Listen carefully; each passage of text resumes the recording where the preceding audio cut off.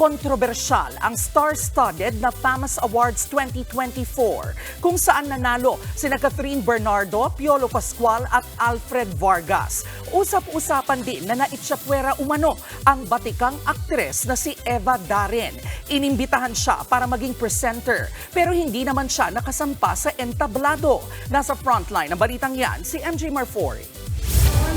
Napuno ng mga bituin ng historic Manila Hotel sa kakatapos lang na FAMAS Awards nitong weekend.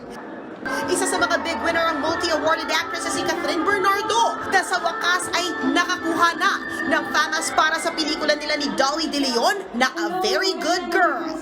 This movie, A Very Good Girl, is a product of hard work, love, and passion.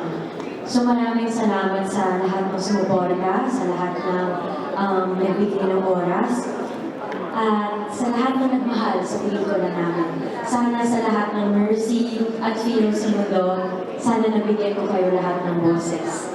Nagtay naman sa Best Actor sina Piolo Pascual at Alfred Vargas. Bumida si Piolo sa Metro Manila Film Festival entry na Malyari, habang si Alfred naman ay sa pelikulang Pieta.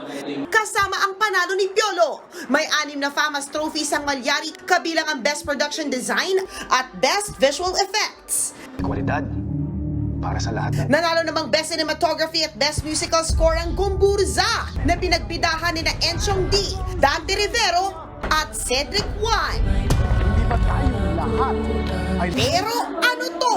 Matapos ang gabi ng parangal, inula naman ng batikos ang prestihiyosong award-giving body ng FAMAS.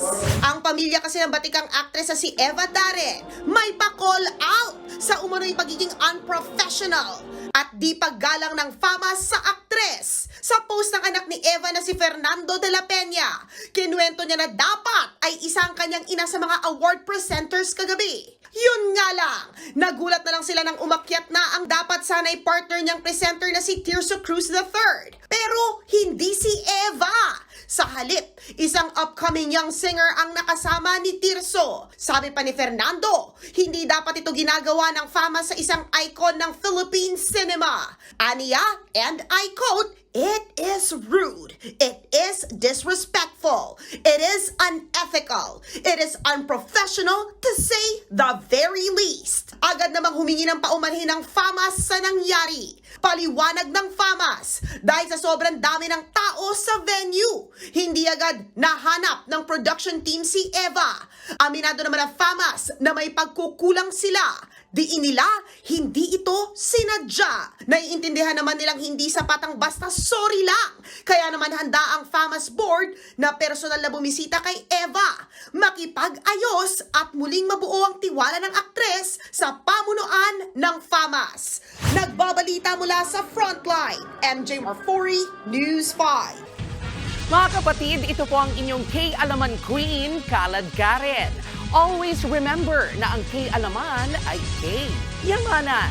Kaya para sa latest showbiz news at dagdag impormasyon, mag-follow at mag-subscribe sa social media pages ng News 5. K? Okay.